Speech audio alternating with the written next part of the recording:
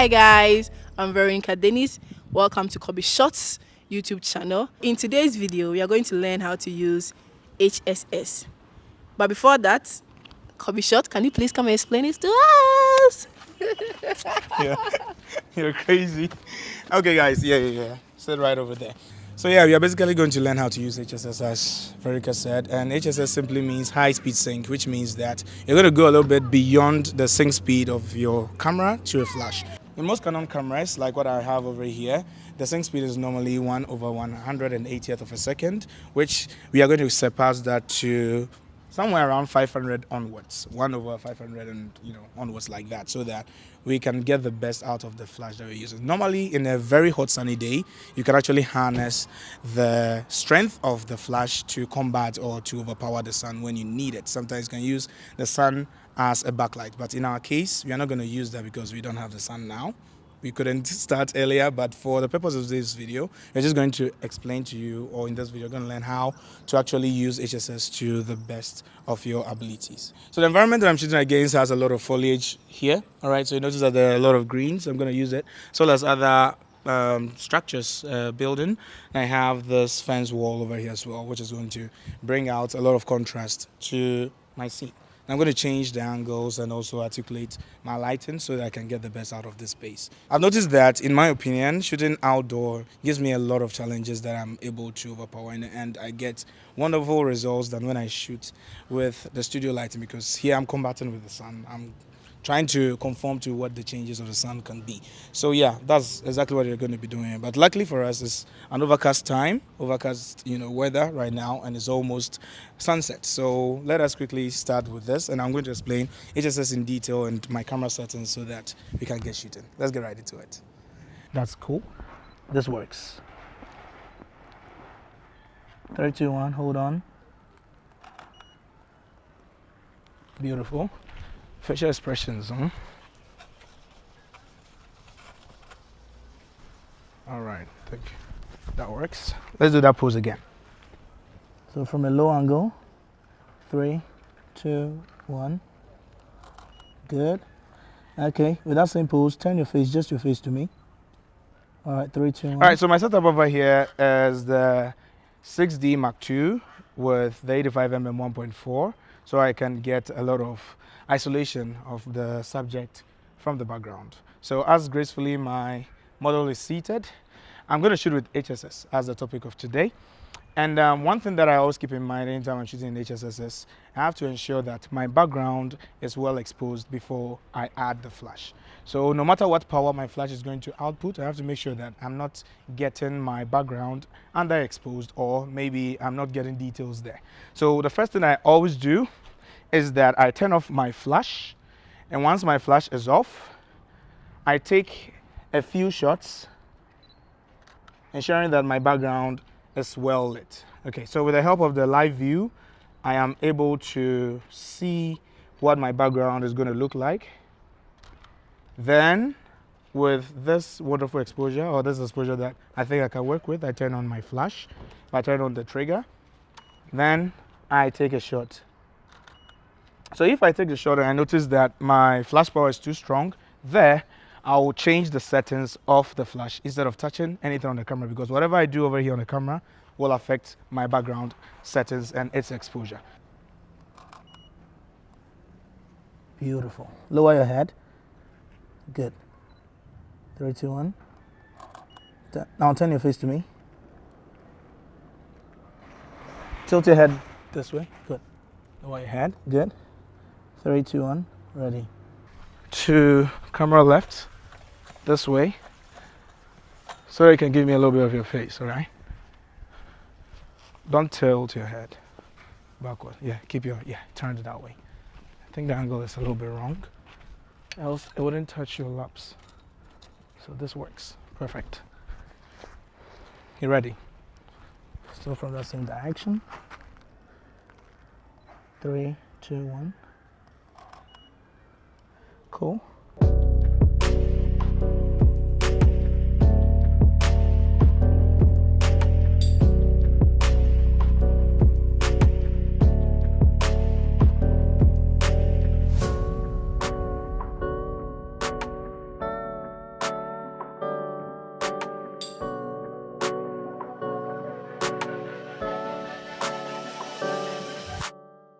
I'm just looking for what looks good.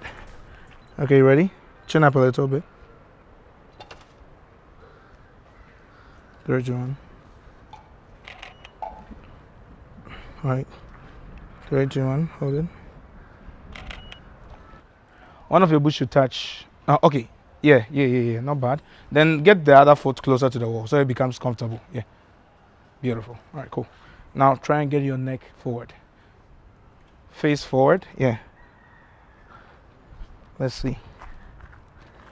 Yes. 3, 2, 1. Hold it. Don't move. 3, 2, 1. Ready. Hold it. 3, 2, 1. Beautiful. Let me get closer.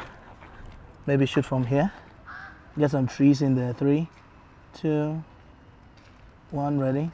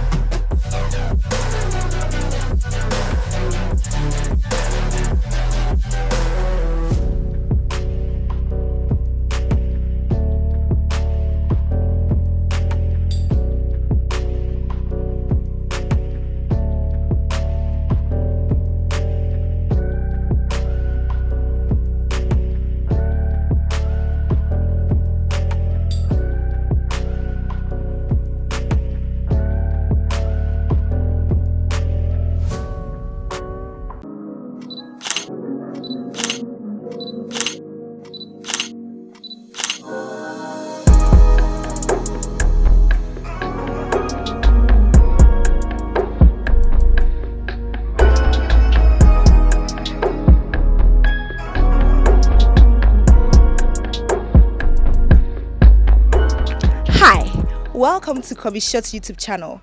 I am Josephine Coco and I'm going to be your model for today.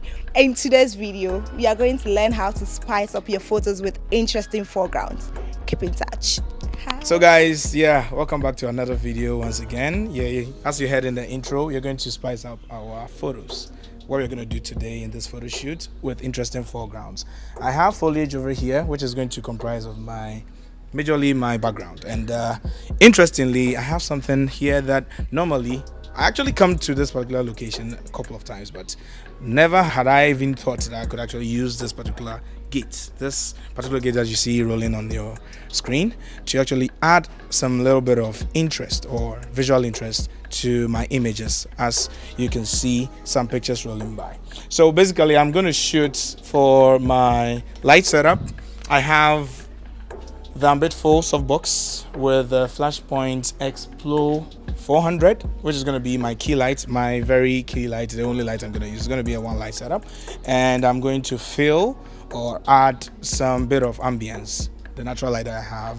Even though it's getting dark, I'm still going to have a little bit of exposure from the natural light. And basically that's what we are going to do. You don't always have to take pictures of your subjects there and there, but adding a little bit of visual interest with the use of foregrounds. It could be leaves, it could be anything, as long as it can be blurred and it will add some spice to it, be it the shape or the form of it. Anything that you can add, try and use foregrounds as part of your images anytime you're doing photography. So let me just demonstrate and just pause with the talks, and let's get shooting. Let's get right into it.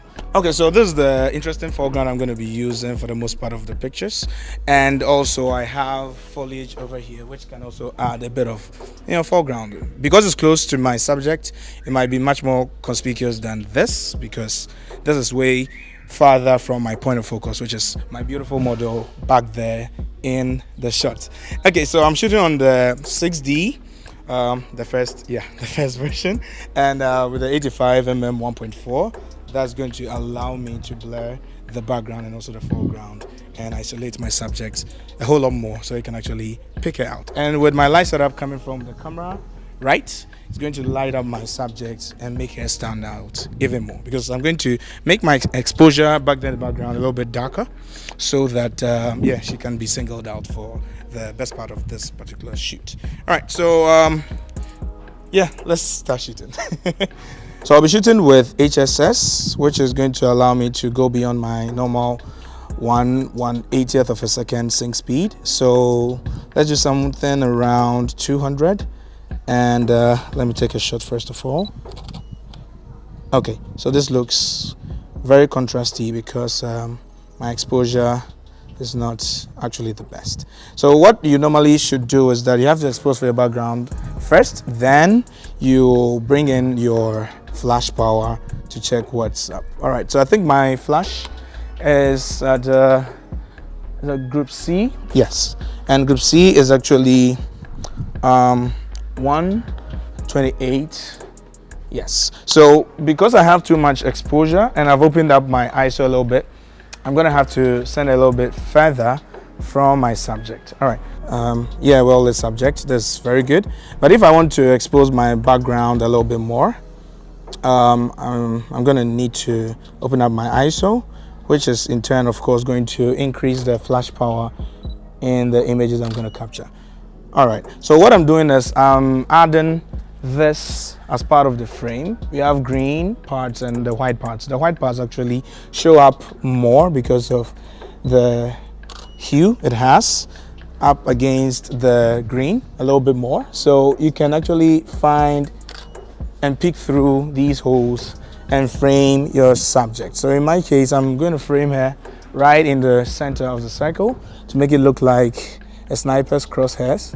All right, so Coco, I want you to turn your face to the light a little bit. All right, cool. And heave your waist. Yeah, switches just like that. Cool. And feel strong. All right. So chin up. Yeah, I like the confidence. So in 3, 2, 1, ready? Cool. Beautiful. 3, 2, 1. Gorgeous. Okay, so I pushed the camera further back so that you can still see me in the shot, because I'm going to frame part of the gate to the camera left of the frame. All right, so let's see how it goes. So Coco, yeah, keep your eyes this way. Cool, beautiful. All right, 3, 2, 1, ready? Yes. So when you look at the pictures right now, you notice that the foreground adds a lot of spice and makes it look unique up against this particular picture where I shot it with just, nothing in the foreground and just the subject in focus. So yeah, in my opinion, this looks better than this. So yeah, thank you very much for watching this video to the very end. If you enjoyed it, please give it a thumbs up, subscribe to my channel, and turn on the post notification button so that any time I upload a new video over here, you'll be the first to be notified and to see it. Until the next video, I'm going to catch you next time. Have a wonderful day. See ya.